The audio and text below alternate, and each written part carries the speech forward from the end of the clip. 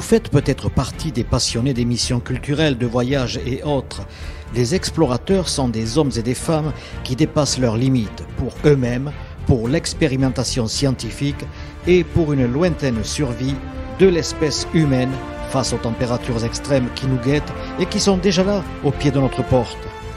Christian Clot est le digne successeur de Jean-Louis Etienne ou Mike Horn. Christian Clot, bonjour, bonjour. Vous êtes, on va dire, ordinaire, mais pourtant vous faites quelque chose d'assez extraordinaire puisque vous êtes, on va dire, vous êtes explorateur et voire plus. Oui, c'est ça. Je suis explorateur-chercheur et mon métier, c'est d'essayer de comprendre, de repousser des limites de la connaissance pour les apporter ensuite au plus grand nombre. Alors aujourd'hui, en 2020, nous y sommes presque. Le métier d'explorateur, est-ce qu'il a encore du chemin à faire ? Oui, je crois qu'il est assez évident. D'abord, on croit qu'on connaît tout sur la planète, ce qui est très loin d'être vrai. On connaît très peu les océans, on connaît peu la forêt, mais on connaît très peu, par exemple, notre cerveau. Donc tout ça, moi, c'est mon travail, c'est d'essayer d'explorer comment le cerveau fonctionne quand il est soumis à des conditions extrêmes, des conditions nouvelles. Puis bien sûr, il y a tout l'espace à explorer, donc non, on a encore de quoi explorer pour très longtemps. Que pensez-vous des expériences, justement, Mars 500 ou autres ? Certains disent que c'est complètement inutile, que c'est une perte de temps, mais peut-être pas. Tout a une utilité quand on fait de la science. Cependant, il est vrai qu'une des problématiques de Mars 500, c'est que ça reste une simulation. On met les gens dans quelque part et on sait que s'il y a un grave problème, quelque chose de vraiment extrême, on pourra en sortir. Dans les vraies explorations, quand on est sur le terrain, dans des territoires complexes, on n'a pas cette solution de sortir. Et c'est là que le cerveau fonctionne dans une réalité et non pas dans une simulation. C'est pour ça que moi j'ai décidé de ne mener que des études sur des situations réelles de vie et non pas dans des simulations, parce que le cerveau fonctionne différemment. Je suppose que vous avez été dans des périmètres, on va dire, très sauvages, c'est-à-dire l'Arctique peut-être, le désert Atacama ou autre.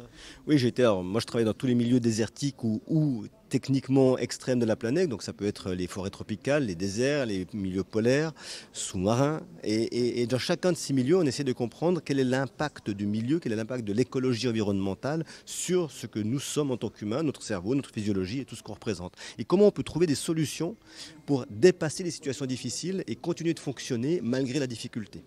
Un de vos confrères, Mike Horn, a subi là, en ce moment des désagréments sur la calotte polaire.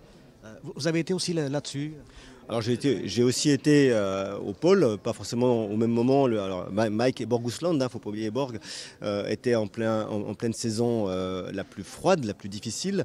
C'est là qu'ils espéraient avoir un pack de glace le plus formé. Malheureusement, ça n'a pas été le cas. C'est typiquement une des raisons du réchauffement climatique. Aujourd'hui, il est très difficile de progresser au pôle Nord. Et Mike et Borg ont été soumis à malheureusement cette déstructuration de la glace au pôle. Quel est votre message aux sceptiques, aux climato-sceptiques, notamment, on va dire même certains présidents, mais on ne va pas les nommer, que finalement la Terre s'en remettra et puis ça suit son cours. Qu'est-ce que vous leur dites à ces gens-là ? Je vais leur dire, alors tout d'abord, c'est dommage de penser ça, mais même si on le pense, je crois que plus personne ne nie qu'il y a un changement profond de l'écologie et de l'environnement, et que quelle que soit la cause, s'ils veulent dire que c'est pas de la faute de l'humain, c'est dommage, mais c'est leur problème. Ce qui est sûr, c'est que comme ça arrive, il faut que nous on réagisse et qu'on transforme notre manière de fonctionner pour réduire cet impact. Quelle que soit la raison initiale, nous avons en tant qu'humains un impact, et plus on arrivera à le réduire, plus on donnera de chance, non seulement à la planète, aux vivants en général, mais si on va plus loin, à nous, les humains, parce que tout simplement, si le vivant disparaît, on disparaît avec. Alors je reviens très vite là, du Sénégal, la région du Siné Saloum, où justement le sel est en train de dévaster les terres, donc incultivables, la montée des eaux. Comment peut-on, je veux dire par là, est-ce que nous sommes arrivés à un point de non-retour ? Ou bien est-il encore temps de changer la face ? Je ne crois pas au point de non-retour. Je crois à l'action. Une chose est certaine, le pessimisme et la considération que plus rien n'est possible nous amènent à ne rien faire. Nous devons agir à notre niveau, à notre échelle, avec les leviers que nous avons. Pour certaines personnes, c'est peut-être simplement de trier un peu.